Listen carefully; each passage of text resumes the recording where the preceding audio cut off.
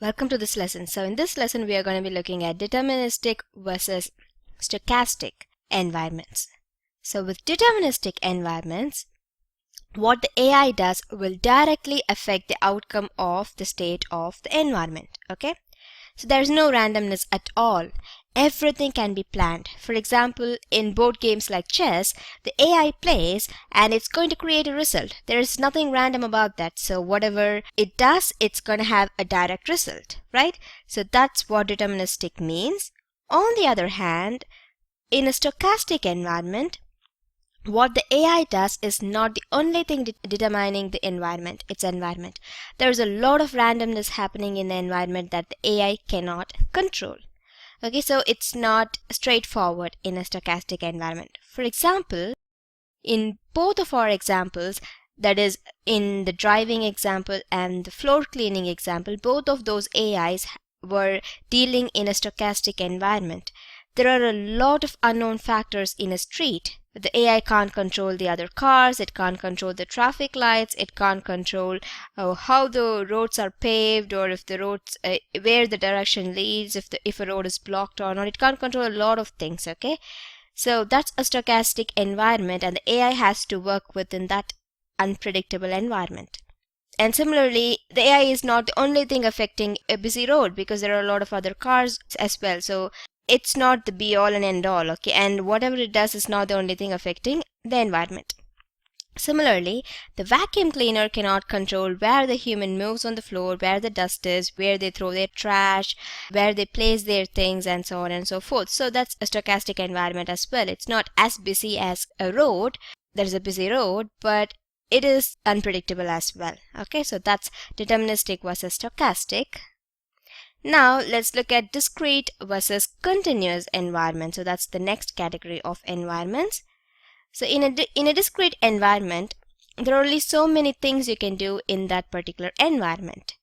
There are a finite number of choices and actions that the AI can make and do. Okay, so that's a discrete environment. For example, in a game of chess, we always come back to chess. So in a game of chess, there are only so many chess pieces and so many moves the player can make on the board. There are a clear set of rules, right? Okay, so everything is predetermined. There are only 64 squares, there are only so many pieces, and so on and so forth. So even though the number of moves is a very large number, it's still finite. There's no infinity in that, right?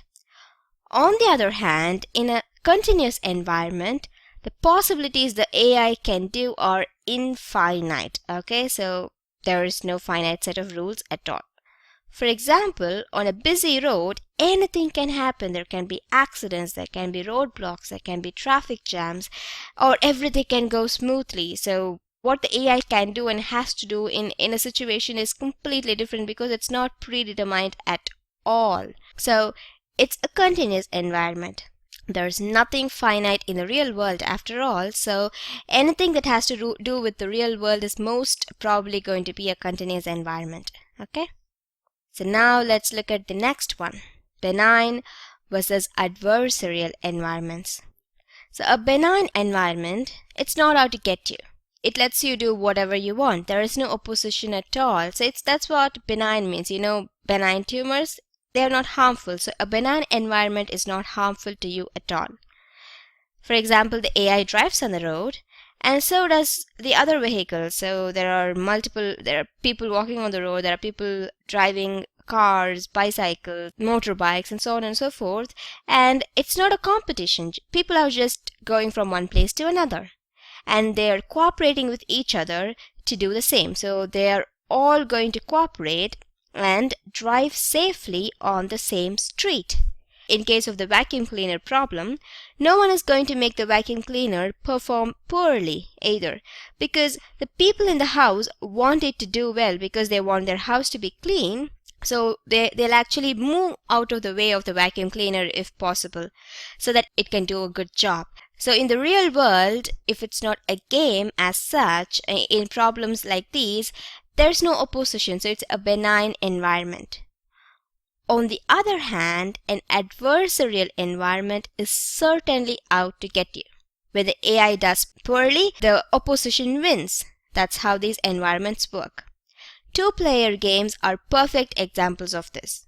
In fact, any game that has a winner or a loser is a perfect example of an adversarial environment, okay? So when the AI loses, the other player wins.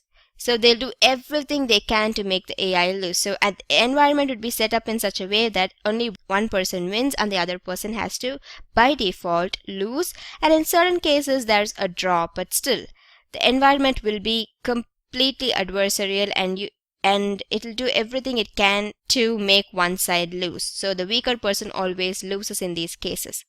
So that's it for the introduction for artificial intelligence. You looked at what intelligent agents are, you looked at some examples of real world problems of AI, and then we also looked at the different kinds of environments. So now that you have an idea of what an AI is and how the field has developed and what we have so far, we can start with the actual part of our course, that is creating a tic-tac-toe game. Okay, a tic-tac-toe game with an AI. So in this course, we are going to be creating a tic-tac-toe game. That is a AI tic-tac-toe game, artificial intelligence based tic-tac-toe game, not just an ordinary game. So environment-wise, this will be a fully observable, deterministic, discrete, and adversarial environment. So if you paid attention to the last few lessons, you'll know what each of these things are. Okay, so you have two players, and one of those players will be the AI. It will be able to look into every possible move, that is every move that was previously made on the board, because the board is right there, and when a move is made, everything is going to be marked, so it's going to be able to see everything that was done in the previous moves. Okay, so that's why it's called an fully observable environment. And then the moves it makes will directly affect the state of the environment. For example, if it marks on a board, that particular box is not going to be markable after that, and it's going to determine the state of the next particular move. So it's a deterministic environment as well, because it's going to directly affect the state of the game. And there are only so many moves it can make. There are only 9 possible moves that you can make on that particular board before the game ends. So there are only finite possibilities in the game. So it's a discrete environment as well.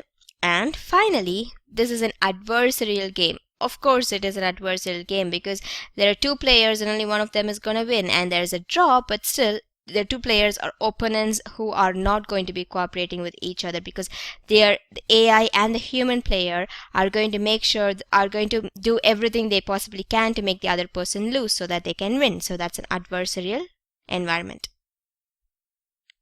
So we are going to create the game in such a way that the human player, that is the user of the game or the app, will always make the first move. You can always change that. Okay, you can make the game in such a way that the AI makes the first move, or you can make it in such a way that the user can select who makes the first move. But in our course, this is how we'll be creating. We're going to make it in such a way that the human player makes the first move. Once they make their first move, the AI player makes the next move, and so on and so forth. Okay, so I'm just telling you before so that you understand how we are going to go about it. And at every point, the game checks whether there is a winner. Okay, and if there is, the game stops. If not, it stops when all the moves are exhausted and the game is declared a draw. Okay, so there is either a winner or the game is a draw. And then, so the AI part is obviously for when the AI plays. We'll be creating separate lines of code for when the AI plays, and we are going to be using the Minimax algorithm, which is an artificial intelligence algorithm that is used to create AIs that can play and always win in adversarial two-player games. Okay, so this is what we'll be doing. It'll be designed in such a way that whenever it's AI's turn, the Minimax algorithm will run, and it'll check the best possible move and ask the AI to go for that move. By doing this, the AI will always win. If the human player is also as good at tic-tac-toe as the AI, the game will end at a draw. But the AI will never lose because the Minimax algorithm is created in such a way that such a way to make the AI always win, no exception. It'll play at an expert level at all times, so it'll check all the possibilities. It'll go deep and deep into the end possibility of every possible move that it can make, and it'll only choose the optimal move. That is, it'll only choose moves that will make sure that the AI wins or the game's a draw. Okay, so that's how the Minimax algorithm will always make sure that the AI will always win. So that's it for this lesson. I'll see you in the next one. Thank you.